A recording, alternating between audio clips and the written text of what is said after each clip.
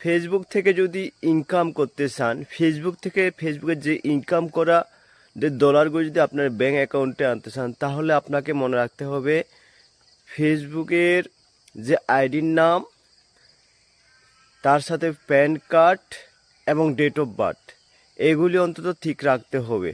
তাহলে পরে আপনার কষ্টার্জিত ডলারগুলি আপনার ব্যাঙ্ক অ্যাকাউন্টে আনতে পারবেন। চলুন দেখাই আজকে আপনারা কিভাবে আপনাদের নাম প্যান কার্ডের নামের সাথে ঠিক করে নেবেন যদি ভুল থাকে। এর পাশাপাশি ডেট অফ বার্থটা কোথায় গেলে ঠিক করতে পারবেন, আজকে সেটাই আপনাদেরকে দেখাচ্ছি। আমরা প্রথমে ফেসবুক অফিসিয়াল অ্যাপসের মধ্যে ক্লিক করব।